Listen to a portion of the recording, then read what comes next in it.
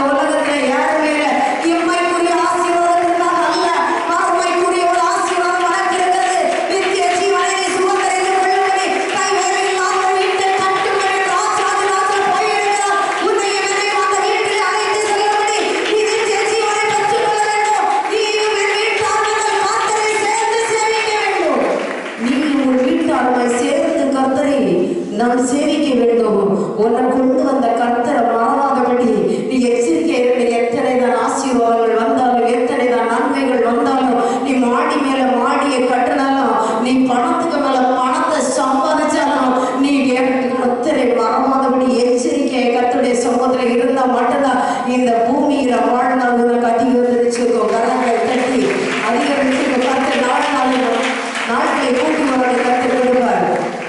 ஏசாயா 54ஆம் அதிகாரம் 13வது வசனம் வாசிக்கலாம். ஏசாயா 54ஆம் அதிகாரம் 13வது வசனம்.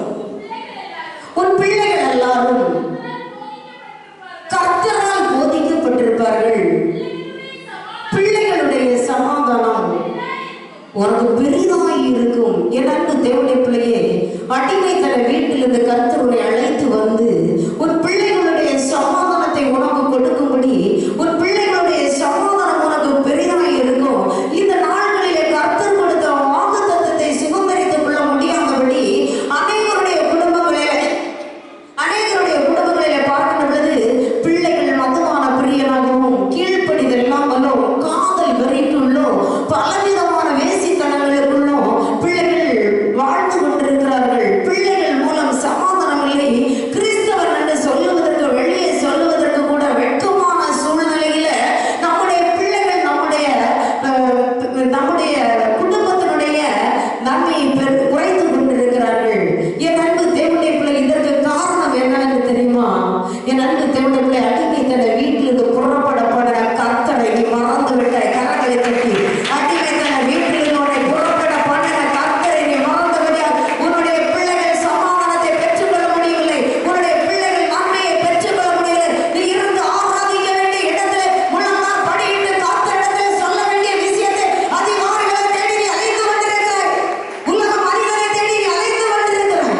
கர்த்தருடைய சமூகத்தில் உன் முழங்கால முடக்கி கர்த்தருடைய சமூகத்துல சொல்லணும், ஆண்டவரே என்னுடைய பிள்ளையினுடைய காரியம் எதுவாய் இருக்கிறது, என் கணவனுடைய காரியம் எதுவாய் இருக்கிறது, என் மனைவியினுடைய காரியம் எதுவாய் இருக்கிறது என்று நீ தேவ சமூகத்தில் அறிக்கை இடுகின்ற பொழுது கர்த்தருடைய சமூகத்தில் உனக்கு ஒரு காருண்யம் இறங்கி வரும். இன்னைக்கு நம்முடைய பிள்ளைகளுடைய சமாதானத்தை காண முடியாமல் இருப்பதற்கு காரணம் நீ கர்த்தரை மறந்து நன்மைகளை பெற்று நீ கர்த்தரை விட்டு தூரமாய் நின்று கொண்டிருக்கிறாய். நீ தூரத்தில் நிற்கிற நாள் வரையிலும் உன் பிள்ளைகள் கர்த்தருடைய சமாதானத்தை பெற்றுக்கொள்ள முடியாது.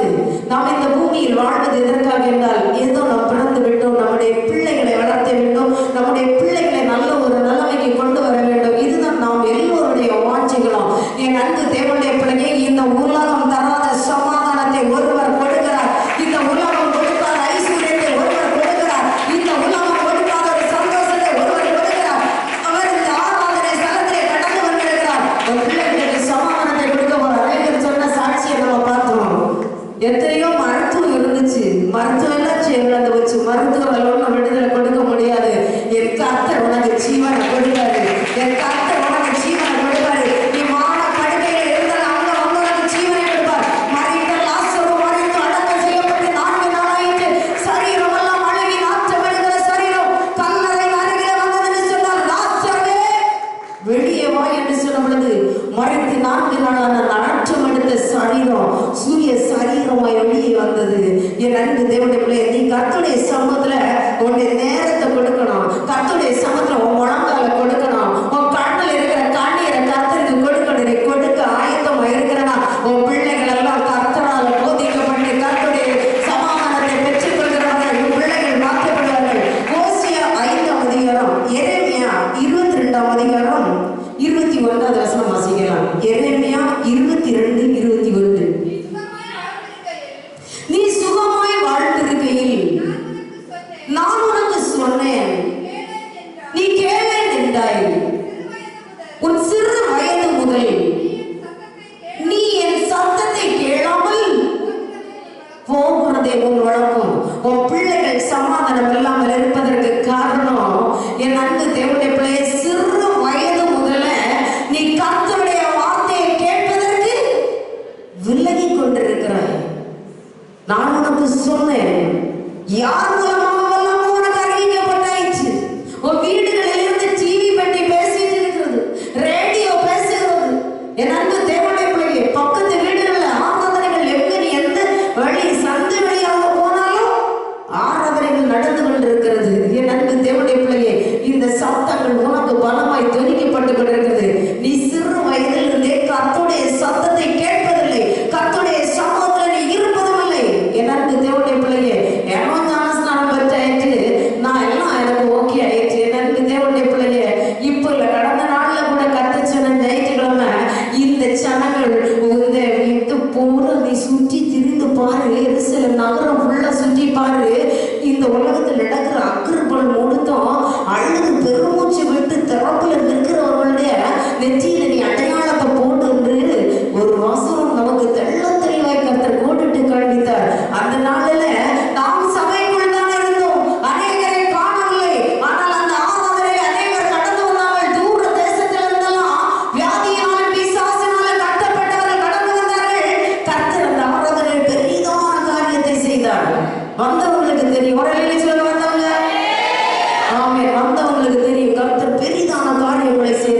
அந்த நெற்றியில் அடையாளம் போடுறதுக்கு நம்மை காணவில்லை. இப்படியே தான் இயேசுவும் வருவார். என் அன்பு தேவனுடைய பிள்ளை, அவருடைய வருகையில எல்லா நாள் ஆராதனையில் இருந்து கொண்டிருப்போம், எல்லா நாள் வேதத்தை வாசித்து கொண்டிருப்போம். அவர் அருகில வருகின்ற நாள்ல நீ செபிக்கவும் மாட்ட, அவருடைய வருகைக்கு ஆயத்தமான பாத்திரமாய் இருக்க மாட்டாய். என் அன்பு தேவனுடைய பிள்ளையே, இந்த நாளில் கர்த்தருடைய சத்தம் உனக்கு பலமாய் தொனித்துக் கொண்டிருக்கிறது.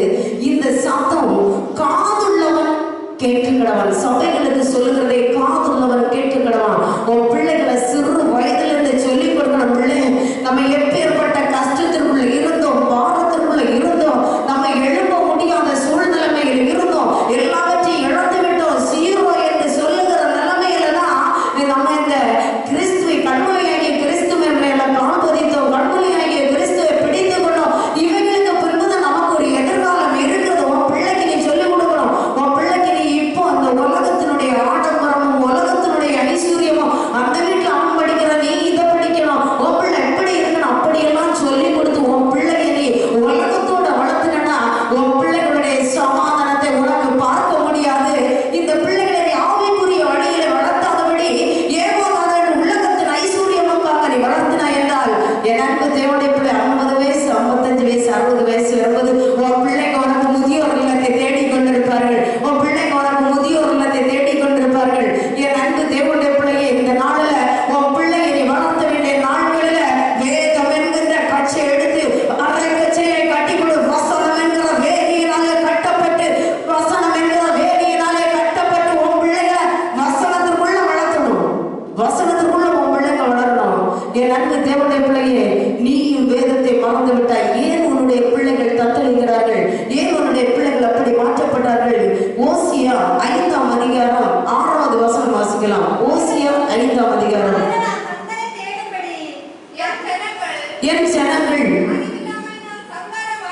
அறிவில்லாமையினால் சங்காரமாகிறார்கள்.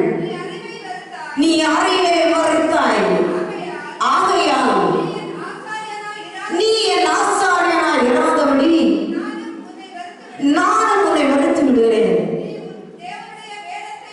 நீ உன் தேவனுடைய வேதத்தை மறந்தாய், ஆகையால்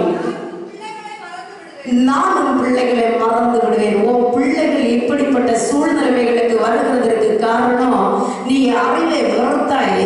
அறிவு எல்லாமே இந்த வேத புஸ்தகத்துல தான் இருக்கிறது. என் அன்பு தேவனுடைய பிள்ளையே, நீ இந்த அறிவை வெறுத்து விட்டபடியால் உன்னை கர்த்தர் என்ன செய்கிறாரு? சமுத்திரத்தில் தள்ளி விட்டார். என் அன்பு தேவனுடைய பிள்ளையே, நீ வேதத்தை மறந்தபடியால் கர்த்தர் உன் பிள்ளைகளை மறந்து விட்டார். ஆகவே உன் பிள்ளைகள் வழி தவறி இந்த நாட்களில் நின்று கொண்டிருக்கிறார்கள். கர்த்தர் பிள்ளையை பற்றி ஒரு கரத்திலே கொடுத்து சொன்னார், இந்த பிள்ளையை நீ எனக்காக வளர்த்திடு, இதற்குரிய சம்பளத்தை நான் உனக்கு கொடுப்பேன். இந்த நாட்களில சத்தியத்தில் போதித்து வளர்த்த வேண்டிய பிள்ளைகளை நாம் சத்தியத்தில் வளர்த்தவில்லை. அநேகருடைய வீடுகளில் 6 மணிக்கு பார்த்தாச்சுன்னா சீரியல், 6 மணிக்கு ஜெபம் இல்லாத வீடு என்னது? கூரை இல்லாத வீட்டிற்கு சமம். இப்ப தாய்மார்கள் எல்லாரும் எங்க இருப்பாங்க? டிவி பள்ளிக்கு முன்பதாக இருந்து சீரியல், கிரிக்கெட், படம். என் அன்பு தேவனுடைய பிள்ளையே, நாம் இந்த பூமியில் ஆசீர்வதிக்கப்பட்டிருக்கிறது கர்த்தருடைய பெரிதான கிருபை. லூக்கா 23ஆம் அதிகாரம் 28வது வசனம் வாசிக்கலாம். லூக்கா. இயேசு அவர்கள் முகமாய் திரும்பி, எருசலேமின் குமாரத்திகளே, நீங்கள் எனக்காக அழாமல் உங்களுக்காகவும் உங்கள் பிள்ளைகளுக்காகவும் அழுங்கள். என் அன்பு தேவனுடைய பிள்ளையே, இயேசுவை பார்த்து ஆண்டவரே நீர் காயப்பட்டீரே, நொறுக்கப்பட்டீரே, வேதனைப்பட்டீரே என்று நாம் ஒவ்வொரு நாளும் சொல்லி எழுந்து கொண்டிருக்கிறோம். ஆனால் வேதம் இயேசு சொல்லுகிறார், எனக்காக நீங்க அழ வேண்டாம், உங்களுக்காக உங்கள் பிள்ளைகளுக்காகவும் அழுங்கள். உன் பிள்ளை மதுவான பிரியனா போயிட்டு இருக்கிறான், துன்மார்க்கனா போயிட்டு இருக்கிறான், பாவிகளுடைய வழியில போகிறான், பரியாசக்காரனோட அழைத்து கொண்டிருக்கிறான், கோல் சொல்லி திரிகிறோம் பிள்ளைகளாய் காணப்படுகிறது. உன் பிள்ளைகளுக்காக நீ அழுது கண்ணீர் வடித்து தேவனுடைய சமூகத்துல திறப்புல நிற்க வேண்டியது அவசியமாய் இருக்கிறது. இதோ சீக்கிரமாய் வருகிறேன், இதோ சீக்கிரமாய் வருகிறேன் என்று சொன்ன நாம மனமானாகிய இயேசு இதோ சீக்கிரமாய் வரப்போகிறார். உலகத்தில் நடக்கிற சம்பவங்களை பார்க்கின்ற பொழுது இதோ நான் வாசலருகிலே வந்தால்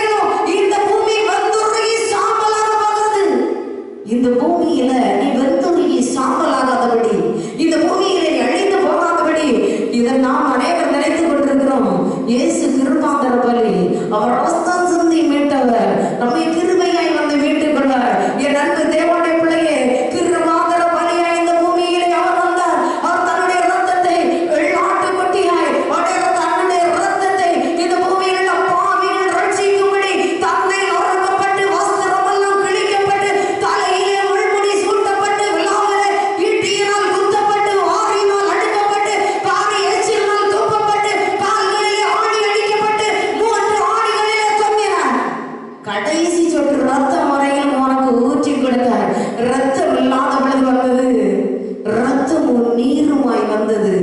என் அன்பு தேவனுடைய பிள்ளையே, இனி அவர் வருகிறது நீங்கள் நினைக்கிறது போல கிருபாதார வழியாக அல்ல. இனி அவர் வரப்போகிறவர் அக்கினி கண்களுடன் பட்சிக்கிற அக்கினியால் உருவர பட்டயத்தோடு உன்னை இவரையும் நியாயம் விசாரிக்கும்படி அவர் தகுதியுள்ள நியாயாதிபதியாய் வரப்போகிறார். அவர் நியாயாதிபதியாய் வரப்போகிறார். இனி அவர் கிருபாதார வழி அல்ல. என் அன்பு தேவனுடைய பிள்ளையே, அவர் நியாயம் விசாரிக்கும் பொழுது நீயும் நானும் அவருடைய சமூகத்தில் நிற்க முடியுமா? நியாயாதிபதியாய் வரப்போகிறார். தூங்கிட்டு இருக்கவங்க எல்லாம் ரயில்வே வச்சிருக்க போகலாம். ஆமென். என் அன்பு தேவனுடைய பிள்ளையே, நியாயாதிபதியாய் நம்மை விசாரிக்கும்படி அவர் வரப்போகிறார். உன்னுடைய பாவங்கள், அக்கிரமங்கள், நீ எல்லாவற்றிலிருந்து அடிமைத்தன வீட்டிற்குள்ள பாவத்திற்குள்ள சாபத்திற்குள்ள வியாதிக்குள்ள அடிபட்டு கிடந்தாய். அந்த அடிமைத்தன வீட்டிலிருந்து உன்னை உருவாக்கி எடுத்து கொண்டு வந்திருக்கிறார். இனி நீ வேதத்தை நன்கு அறியும்படி, இதுவரையில் வேதத்தை அறியாதபடி இன்னும் எங்கோ அலைந்து கொண்டிருந்தாய். வேதத்தில் இருக்கிற ரகசியங்களை நீ அறியும்படி உன்னுடைய ஆவியின் கண்கள் திறக்கப்படும்படி உன்னை இந்த ஆராதனை ஸ்தலத்தில் அழைத்து வந்திருக்கிறார். உன் பிள்ளைகளுக்கு நீ கருத்தாய் போதிக்கணும். உபாகமம் 6ஆம் அதிகாரம் 7வது வசனம் வாசிக்கலாம். உபாகமம் 6ஆம் அதிகாரம் 7. நீ அவைகளை உன் பிள்ளைகளுக்கு கருத்தாய் போதித்து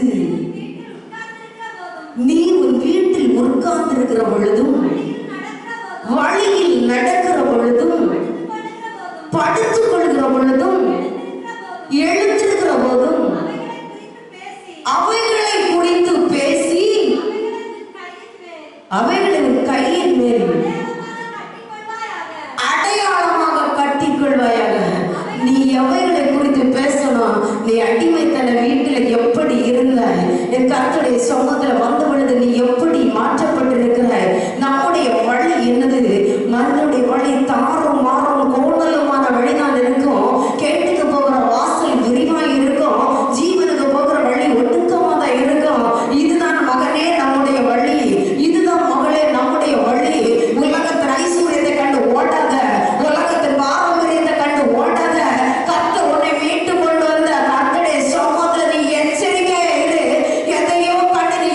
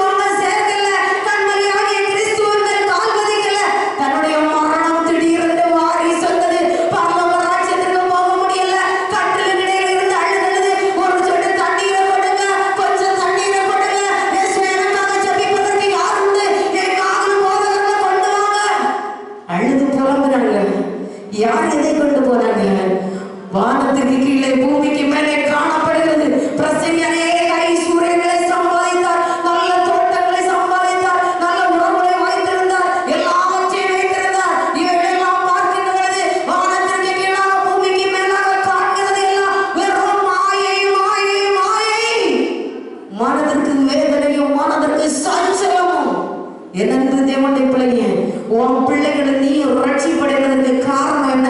ஏதோ ரட்சிக்கப்பட்ட சபையில வந்து ஞாயிற்றுக்கிழமை அந்நிய பாஷை பேசிட்டோம், துதிச்சிட்டோம், பாடிட்டோம், கை தட்டி துள்ளிட்டோம் போறதில்ல. நீ கர்த்தருடைய சத்தத்தை மறவாதபடி, அடிமைத்தன வீட்டில் அதை பிரிச்சு எடுத்து கொண்டு வந்த கர்த்தரை மறவாதபடி உன் பிள்ளைகளுக்கு அதை ஞாபக குறியாய், உன் கண்களில் ஞாபக குறியாய் இருக்கணும். இந்த வேதத்தில் இருக்கிற சத்திய வசனங்களை நீ நன்றாக தெரிந்து இருக்க வேண்டும். மத்தேயு 28ஆம் அதிகாரம் 19வது வசனம் 20வது வசனம் வாசிக்கலாம். ஆகையால் நீங்கள் புறப்பட்டு போய் சகல ஜாதிகளையும் சீசராக்கி பிதா குமாரன் பரிசுத்த ஆவியின் நாமத்திலே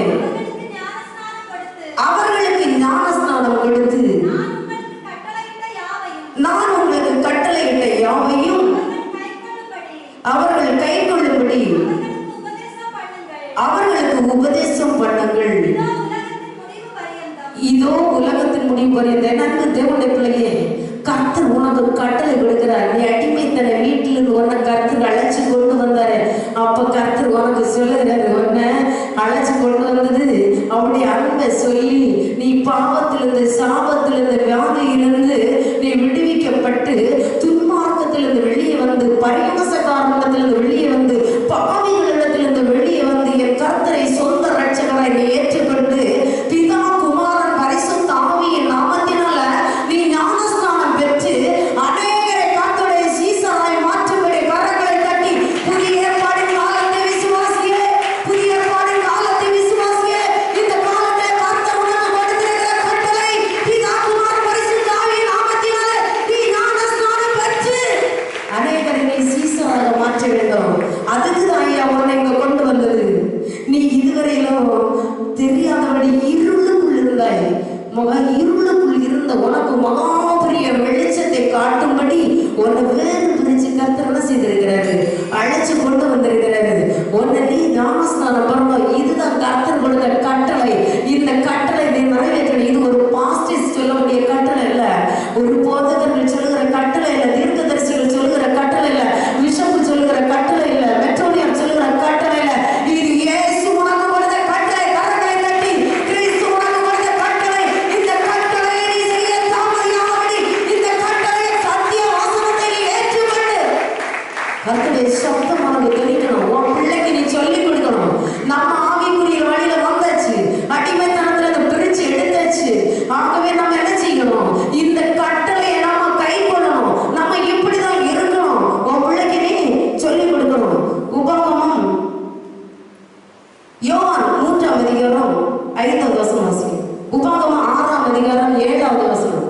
உபாகமம் 6, 7, 8 வந்து நீ அவைகளை உன் பிள்ளைகளுக்கு கருத்தாய் போதித்து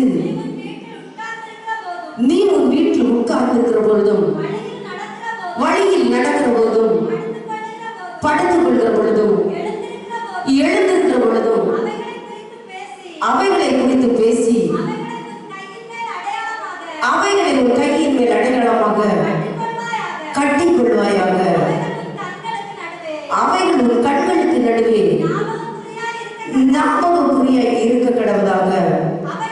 அவைகளை உன் வீட்டு நிலைகளிலும் உன் வாசல்களிலும் எழுதுவாயாக. அதனால நம்ம எல்லாம் இனி ஒரு வசனத்தை எழுதி பிதா குமாரன் பரிசுத்த ஆவியின் நாமத்தில் உங்களுடைய ஞானஸ்நானம் பெறவேண்டும் எழுதி வைக்கலாம். எங்க எழுதி வைக்கணும்? இருதய பலகைக்குள்ளே. ஒருவரின் சத்தத்தை கேட்டு இருதயத்தை திறப்பானாகில் அவனுக்குள் வாசம் செய்வேன். கிறிஸ்து நம்முடைய இருதயத்துக்குள்ள இந்த வசனத்தை நீ சுமக்கணும். உன் பிள்ளைகள் படுக்கும் பொழுது நம்ம பிள்ளைங்க தான் நம்ம கூட படுப்பாங்க. நம்ம பிள்ளைங்களுக்கு சொல்லணும், எழுந்திருந்து நடக்கும் பொழுது நம்ம பிள்ளைங்க தான் கூட நடப்பாங்க. அப்ப யாருக்கு? நம்முடைய குடும்பங்களை நாம் என்ன செய்ய வேண்டும்? ஆயத்தப்படுத்திக் கொள்ள வேண்டும். யோவான் 3ஆம் அதிகாரம் 5வது வசனம் வாசிக்கலாம். இயேசு பிரதித்தரமாக ஒருவர் ஜலத்தினாலும் ஆவியினாலும் மறுபடியும் பிறவாவிட்டாலும் தேவனுடைய ராஜ்யத்தில் பிரவேசிக்க மாட்டான் என்று மெய்யாகவே மெய்யாகவே உங்களுக்கு சொல்லுகிறேன். ஒருவன் ஆவியினாலும் ஜலத்தினாலும் மறுபடியும் பிறவாவிட்டால் மெய்யாகவே மெய்யாகவே பரலோக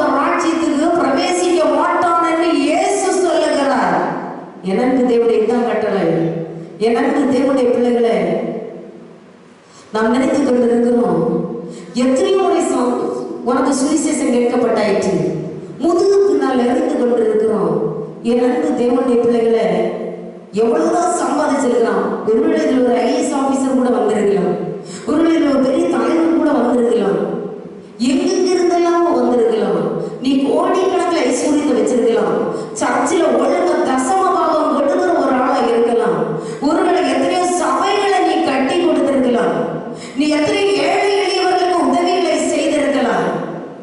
ஆனால் குழந்தைகளுடைய தான தர்மங்கள் அப்படியே சமூகத்தில் நினைப்பூட்டப்பட்டது, அது நினைப்பூட்டப்படும். ஆனா நீ ஆவியினாலும் ஜலத்தினாலும் மறுபடியும் பலமாவிட்டால் பரலோக ராஜ்யத்திற்கு போக முடியாது, பிரவேசிக்கவே முடியாது. ஆகவே இந்த நாளில் இந்த சத்திய வசனம் உன்னுடைய இருதயத்தை திறக்க கடவுது, உன்னுடைய செவிகளை கேட்க கடவுது, உன்னுடைய கண்களை ஞாபக குறியாய் வைக்க கடவுதாக.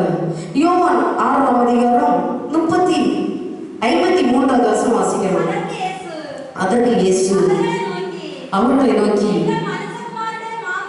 நீங்கள் மனுஷகுமாரனுடைய மாம்சத்தை புசியாமலும் அவருடைய இரத்தத்தை பானம் பண்ணாமலும் இருந்தால் உங்களுக்குள்ளே ஜீவன் இல்லை என்று மெய்யாகவே மெய்யாகவே உங்களுக்கு சொல்லுகிறேன்.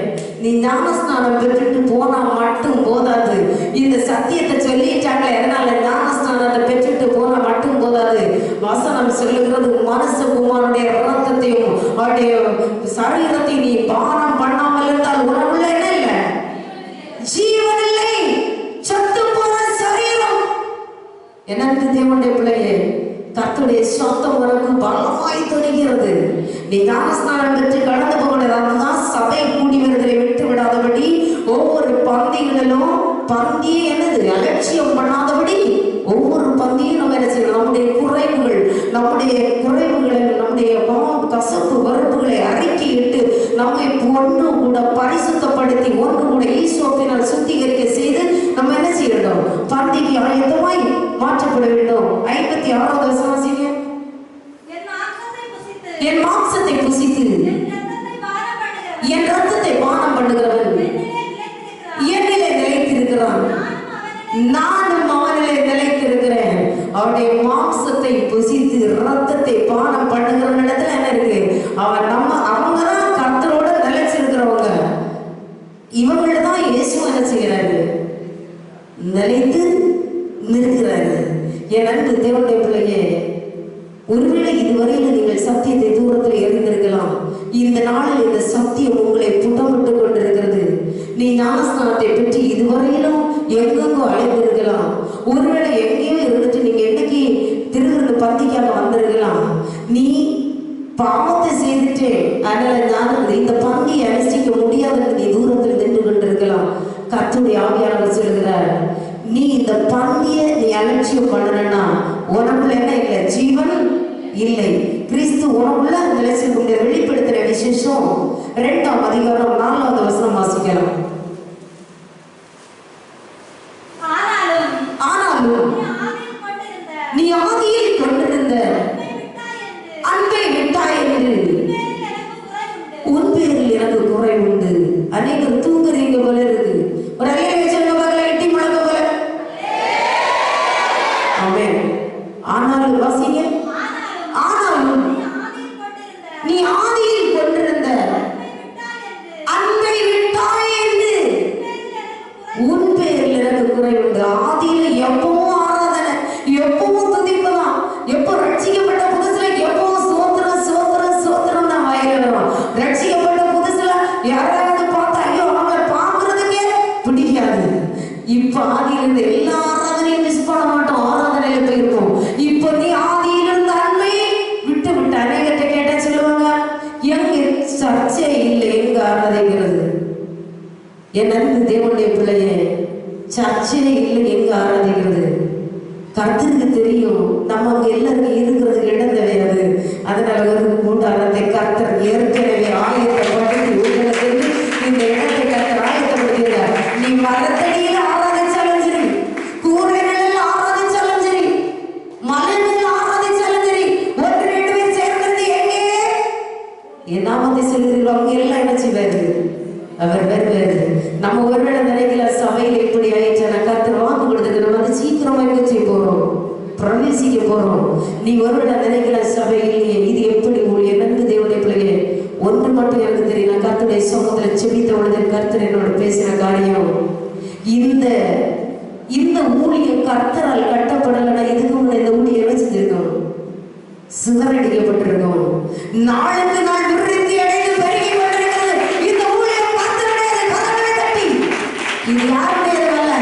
எத்தனை தான் மாநிலம் நெருக்கி கொண்டிருக்கிறதோ, வெறுக்க உண்டாகிறது. உடைக்கப்பட்ட நேரத்தில் எல்லாம் ஊழியக்காரர்கள் உருவாக்கப்பட்டு கொண்டிருக்கிறார்கள். என் அன்பு தேவனுடைய பிள்ளையே, தடுத்து நிறுத்தினாலதான் ஒரு அந்த நெருக்கு நமக்கு வந்ததுனாலதான் உலகம் முழுவதும் நம்ம சபை அறிவிக்கப்பட்ட கடலை கட்டி சபை அறிவிக்கிறதுக்கு அவர்கள் ஒரு ஆயுதமாய் இந்த நாட்டில் ஒரு கருவியை அவர்களை கர்த்தர் பயன்படுத்தினார். இது கர்த்தருடைய ஊழியம். கிறிஸ்தவனை டிஸ்டர்ப் பண்ணாது. கிறிஸ்தவனே தான் எதுக்கு உன் வீட்டாரே உனக்கு சத்துரு. எத்தனை தான் சத்துருக்கள் வந்தாலும், எத்தனை தான் போர்கள் வந்தாலும், இந்த ஊழியத்தை கர்த்தர் அழிக்காதபடி லட்சக்கணக்கான ஆத்மாக்களோடு நாம் தேவனை சந்திக்க ஆயத்தமானோம். நம்ம இப்ப இருக்கிறவங்க வரல, திரள் கூட்டம் ஜனங்களோடு நம்ம என்ன செய்கிறோம், நம்ம அக்கினியிலிருந்து உருள் எடுக்கப்பட்ட கொள்ளைகள் கர்த்தருடைய சமூகத்துல சுவிசேஷத்தை அறிவிக்கும்படி கர்த்தர் நம்ம என்ன செஞ்சிருக்கிறாரு, பக்குவப்படுத்தி பலப்படுத்தி கடந்து வந்த பாதைகள் எல்லாம் ஊழியத்துல என்ன கஷ்டம் உண்டு, என்ன நஷ்டம் உண்டு, என்ன போராட்டம் உண்டு என்பதை உங்களுக்கு எல்லாம் என்ன செஞ்சிருக்கிறாரு, காண்பிச்சிருக்கிறாரு. இப்போ இப்படிப்பட்ட சூழ்நிலையிலும் வழியில்லாதபடி கர்த்தரை பிடித்து கொண்டவங்க என்ன செய்வாங்க, அந்த கானானுக்குள்ள பிரவேசிப்பாங்க. கரங்களை கட்டி யார் யார் கானானுக்குள்ள பிரவேசிக்க போறீங்கன்னு உங்களுக்கு தான் தெரியும். முடியும் வரை இந்த மாதிரி நிலைத்திருப்பவனே ரட்சிக்கப்படுவான். யாரெல்லாம் போக போறவங்க உங்களுக்கு தான் தெரியும். பாடுகளில் இட்டுட்டு போறவங்க நிறைய பேர் உண்டு, உபதிரவத்துல போட்டுட்டு போறவங்க தான் நிறைய பேர் உண்டு. ஆனால் என்னோடு கடைசி உரையில் கடந்து வந்த கண்மலையாகிய கிறிஸ்து நம்மோடு கடைசி வரையிலும் கடந்து வந்து கொண்டிருக்கிறார். எதை செய்ய வேண்டுமோ எல்லாவற்றையும் செய்து கொண்டிருக்கிறார். அதை சீக்கிரமா நம்ம பார்க்க போகிறோம்.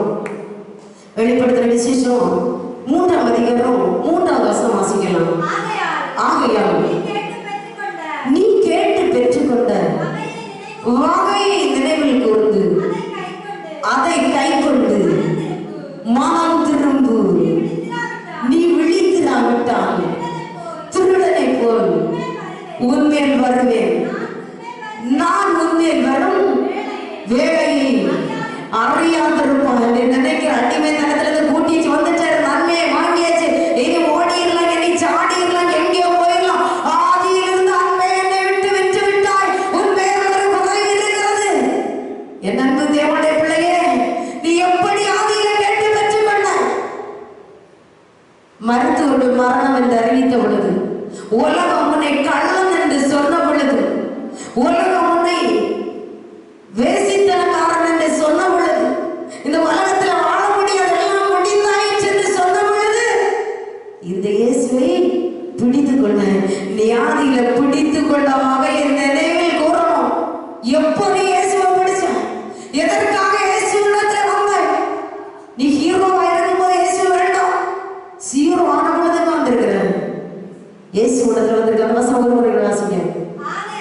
ஆகையால் நீ கேட்டு பெற்றுக்கொண்ட வகையை நினைவுகூர்ந்து அதை கை கொண்டு மனம் திரும்பு. ஒருவேளை இந்த நாளில் நீ அந்த நாளில் ஆதியிலிருந்து அன்பையெல்லாம் விட்டுச்சு, கர்த்தருடைய சமூகத்துல ஆராதனைக்கு வருகிறதுக்கு உனக்கு முடியல, நொண்டி மாடு போல லாஸ்ட்ல கடைசியில் வந்துட்டு இருக்கிற ஜீவன மருத்துவமனையில சொல்லி இருந்த இயேசுவே நீர் ஜீவனை தந்தா நான் தான் முதல்ல இருப்பேன், நான் தான் சபையில தூணு, நான் தான் சபையில பிள்ளை என்ன எல்லாமோ சொல்லி ஆண்டவர்கிட்ட கேட்டு, நான் இனி வாழ்ந்தாலும் செத்தாலும் சபையில நான் அப்படிதான் இருப்பேன், எத்தனை போய் சாட்சிகள் எல்லாம் சொல்லி கர்த்தர் விட்டு நிச்சப்போ அப்படி பயங்கரமான சாட்சிகள் இன்னைக்கு நம்ம காணாம போயிருக்கிறோமோ. மனம் திரும்பு, மனம் திரும்பு. கர்த்தருடைய சத்தம் எங்கே இருக்கிறார்? ஆதாமே எங்கே இருக்கிறார்? தோட்டத்தில்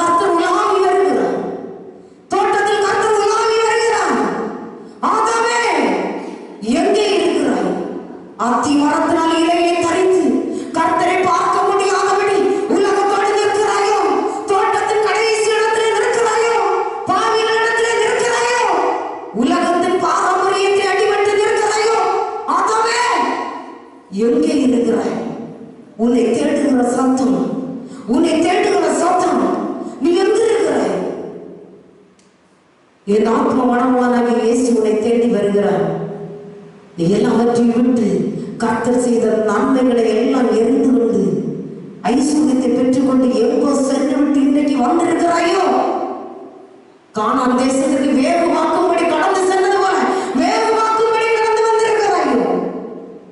உன்னை குறித்து கர்த்தர் சொல்லுகிறார், என் அன்பு தேவனுடைய பிள்ளையே, அவர் உன்கிட்ட வர போறது ஒன்னிலிருந்து துரத்தப்பட்ட பிசாசுகள் முன்னிலமே பார்க்கலாம், பின்னிலமே அதிக கேடாயிருக்கும்.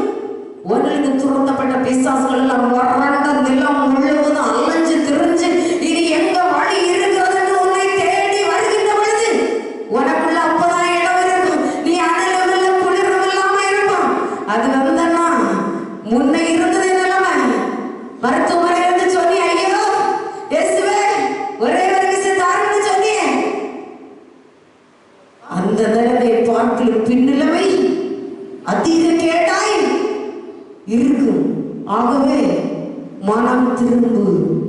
வாசிக்கலாம். நீ விழித்திராவிட்டால் திருடனை போல். உன்னை வேற உனக்கு வியாதி எப்போ வரணும்னு தெரியாது, கண்ணன் உன் வீட்டுல எப்போ வந்து திருடிட்டு போவாங்கன்னு தெரியாது. ஆனா நீ விழிச்சிருக்கலன்னா திருடன் வருகிறவனமா இயேசுவின் அருகில வர போகிறார். கரங்களை தட்டி திருடன் தலைக்கு மேல கரங்களை தட்டி திருடன் வருகிறவனமா இயேசு வர போகிறார். ஆவிக்குரிய விசுவாசியே, சத்தியம் என்கிற சுவிசேஷத்தை அறிந்த விசுவாசியே, நீ விழித்திராவிட்டால் திருடனை போல உன் அருகில வருவார். உன்னுடைய மனநிலையை பார்க்கிறோம். பின்னிலைமை அதிக கேடாயிருக்காதபடி நீ வசனத்தை கை கொண்டு மனம் திரும்பி நீ குணமடையும்படி வெளிப்படுத்தின விசேஷம் 2ஆம் அதிகாரம் 5வது வசனம் வாசிக்கலாம். ஆகையால் நீ என்ன நிலைமையிலிருந்து விழுந்தாய் என்பதை நினைத்து மனம் திரும்பி ஆதியில் செய்த கிரியைகளை செய்வாயாக. இல்லாவிட்டால் நான் சீக்கிரமாய் உன்னிடத்தில் வந்து நீ மனம் திரும்பாத பட்சத்தில் உன் விளக்கு தன்னை அதிலிருந்து நீக்கி விடுவேன். எனக்கு தேவனுடைய பிள்ளையே, நீ மனம் திரும்பி குணமுடைய ஸ்டார்டிங் வசி. ஆகையால் நீ எந்த நிலைமையிலிருந்து நீ விழுந்தாய் என்பது உனக்கு தெரியும். எப்போ நீ ஆண்டவரை விட்டு தூரம் போனாய், எப்போ ஆவிக்குரிய ஆராதனை விட்டு தூரம் போனாய், எப்போ உன் வீட்டுல வீட்டு ஜெபம் எடுக்கப்படல, 2 மணிக்கு ஜெபித்துட்டு இருந்த உன் ஜெபத்தை காணல, 4 மணிக்கு ஜெபித்த ஜெபத்தை காணல, 12 மணிக்கு ஜெபித்த ஜெபத்தை காணல, ஆதியில ரட்சிக்கப்பட்ட நேரத்துல வீட்டுல யாருக்கும் தூங்க முடியாது, என்ன பாட்டு, என்ன துதி, என்ன ஜெபம், இப்ப ஜெபத்தை காணல, துதியை காணல, பலியை காணல, ஆராதனைக்கு வருகிறத காணல. 9 மணிக்கு வரும், 10:30 வரும், 10 மணிக்கு வரும். என் அன்பு தேவனுடைய பிள்ளை 8:30 வரும். நீ ஆதியில எங்க விழுந்த இடத்தை நீ பரிசோதித்து எடுத்திருக்கும்படி என் கர்த்தருடைய ஆவியானவர் சொல்கிறார். யாவரை எழுப்பினீர்கள். இந்த வசனத்தை பைபிள வேதாகமத்தை மார்போடு அணைச்சு, வேதாகமத்தை மார்போடு அணைத்து கொள்ளுங்கள். யாரும் எழுப்பினீர்கள் சீக்கிரம் மார்போடு வேதாகமத்தை அணைச்சு, அப்பா இயேசுவே, இந்த வேதத்தில் சொல்லப்பட்ட எல்லா வசனத்தையும் ஆண்டவரை நான் நெஞ்சார ஏற்றுக்கொள்கிறேன். நான் ஆதியில் இருந்து நிலைமையை விட்டு விட்டேன் ஆண்டவரை. பரிசுத்த பந்தி எனக்கு முன்பாக இருக்கிறது. அப்பா, நான் இந்த சத்திய சுவிசேஷத்தை ஏற்றுக்கொள்கிறேன். உம்மை விட்டு பின் சென்ற நேரம் ஆண்டவரை நீர் எனக்கு தயவாய் மன்னிக்கும்படி ஆண்டவரை இந்த சத்திய வசனம் ஆண்டவரை என்னுடைய இருதயத்தை புடப்படட்டும் ஆண்டவரை. என்னை ஆண்டவரை குணமாக்கும் ஆண்டவரை, என்னை பரிசுத்தப்படுத்தும் ஆண்டவரை. Thank you Jesus. நீங்களே தற்போது சோதனை செய்து பாருங்க. எந்த நிலைமையில விழுந்தீங்க, எங்க தவறி போறீங்க, அப்பா சகோதரர் சொல்லுங்க. அப்பா, நான் தவறி போனது இந்த காரியத்தில் தான். ஒரு திருமணத்துக்காக தான் தவறி போனேன், ஒரு காதலுக்காக தான் தவறி போனேன், உலகத்தின் ஐஸ்வர்யத்துக்காக தான் தவறி போனேன், ஆண்டவர் இந்த வியாதியில தான் நான் தவறி போனேன். நீ எதுல தவறி போனாயோ அப்பா சகோதரர் சொல்லு. அப்பா, இந்த காரியத்துல நான் தவறி போனேன் ஆண்டவரே, நான் தவறி போனேன் ஆண்டவரே. என்ன ஆண்டவரே, ஆதியில் இருந்த அன்பு எனக்கு என்ன வேண்டும் ஆண்டவரே, ஆதியில் இருந்த அன்புல உங்களுக்கு நெருங்கி வருகிறேன் ஆண்டவரே. அப்பா சகோதரர் சொல்லலாம். நன்றி தேவனுடைய பிள்ளைகளை, கர்த்தருடைய சத்தம் உனக்கு தெரிந்து கொண்டிருக்கிறது.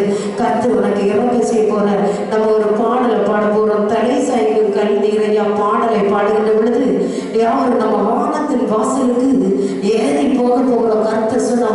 அற்புதங்களை நமக்கு நிறைவேற்ற போகிறாரு. நம்ம என்ன செய்ய போறோம்? திருவிருந்து பந்திக்கு மூழ்கி ஞானஸ்நானம் பெற்றவர்கள் யாவரும் முன்பாக நீங்கள் கடந்து வாருங்கள்.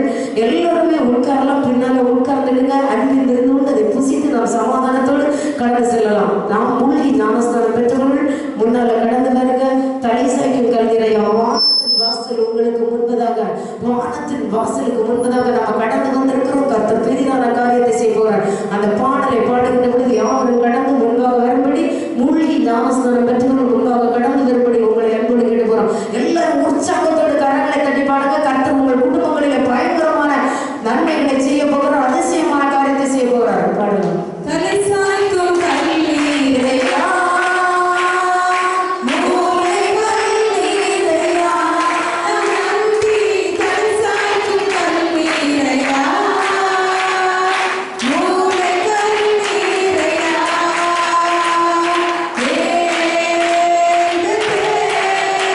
இது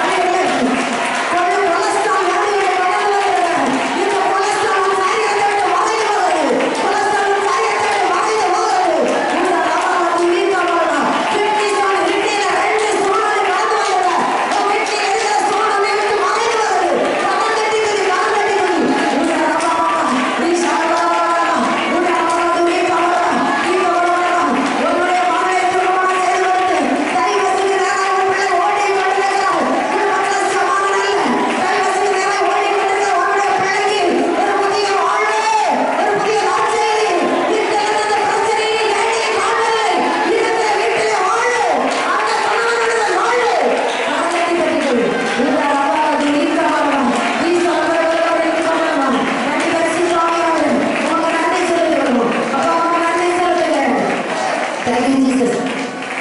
நம்ம ஒரு முக்கியமான 2-3 விஷயத்துக்காக நம்ம ஜெபிக்க போறோம். நம்ம ஆண்டவருடைய சமூகத்தில் சொல்ல ஆண்டவரே இதுக்கு ஜெபித்தது நான் தான்ப்பான்னு சொல்ல போறோம். நம்முடைய சபையை கட்டுக்கிறதுக்கு ஆபிரகாம் சொன்ன அந்த கல்லு மணல் எல்லாமே கொடுத்தாங்க. எம்சாண்ட் பீசாண்ட் எல்லாம் கொடுத்தாங்க. 2 வருஷம் அவர் அது கோரி லைசன்ஸ் இல்லாத பொழுதும் உதவி செஞ்சாங்க. நம்ம 2 வருஷமா ஜெபிச்சோம். போன 3 மாசத்துக்கு முன்னதாக ஏசப்பா அவருடைய கோரியில நானும் சின்ன பசங்க ஜெபித்து கொண்டிருக்கும்போது சொன்னாங்க, ஏசப்பா இந்த எல்லா கோரியும் அடைக்கப்பட்டிருக்கா, ஆனா உங்க கோரி என்ன செய்யும் திறக்கும் என்று கருத்து வாங்க கொடுத்தோம். நம்ம ஜெபித்து கொண்டிருந்தோம். நம்ம ஜெபித்தபடியே அந்த தோண்டி வீட்டில் எல்லா கோரிக்கும் பர்மிஷன் கிடையாது. இவங்க ஊரு கோரிக்க மாட்டாங்க. நிறைய கோரிக்கை மாட்டாங்க.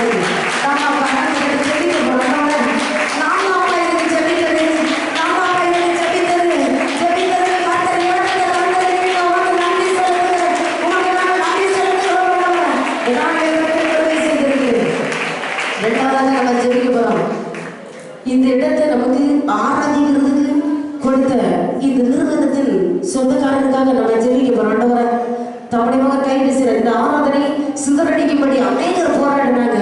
ஆனால் கர்த்தர் என்ன செய்தாரு? பாவங்களை எல்லாம் தடுத்து கடந்து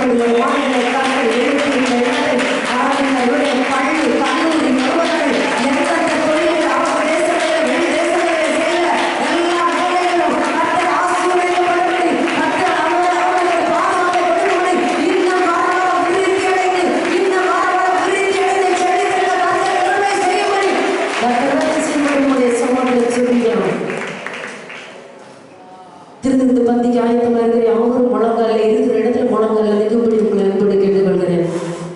திருந்த பந்திக்கு ஆயத்தமா இருக்கிற யாரும் முழங்கால இருக்கிற இடத்துல இருக்கலாம். இருக்க முடியாதவங்க சேர்ல உட்காந்துக்கலாம். மார்போடு திறந்து அணைச்சு, அப்பா இயேசுவே இந்த பந்திக்கு நான் தகுதியற்றவனாய் வந்திருக்கிறேன். என்னை தகுதிப்படுத்தணும். 6 மாதமா 7 மாதமா கூட நான் பந்தி எடுக்கல. நம்ம சேவையில் 5 மாதத்துக்கு முந்தின நாள் கூட பந்தி கொடுத்தோம். நிறைய பேர் பந்தியில் சேர்ந்துருந்தோம். அதில் நான் விட்டு போயிட்டேன். இப்போ நான் வந்திருக்கிறேன். ஆண்டவரை நான் தகுதியற்ற பாத்திரம், ஆனால் நீங்கள் என்னை தகுதிப்படுத்தி இருக்கிறீங்கப்பா. நீங்கள் என்னை தகுதிப்படுத்தி இருக்கிறீங்கப்பா. ஆண்டவரை என்னை ஒரு முறை கூட சுத்திகரியும். யாரிடத்திலாவது கசப்புகள் வெறுப்புகள் இருக்கிறதென்றால் இப்போ நீங்கள் அறிக்கை இடணும். ஆண்டவரை யாரோடு உனக்கு வெறுப்பு இருக்கிறது, கசப்பு இருக்கிறது?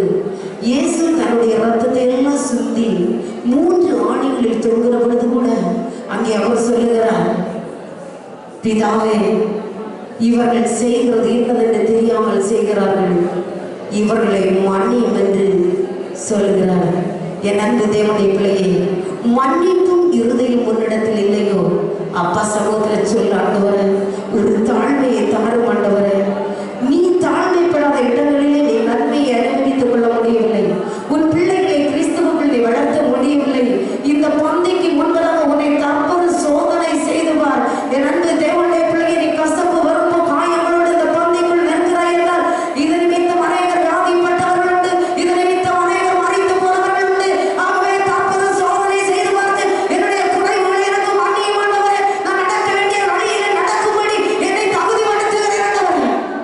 அப்பா இயேசுவே, அப்பா சமூகத்தில் ஒரு விஷயத்தை ஆரம்பம் கேளு. ஆண்டவரே பாவங்கள், அநியாயங்கள், துக்கரங்கள் எல்லாவற்றையும் எனக்கு மன்னி ஆண்டவரே.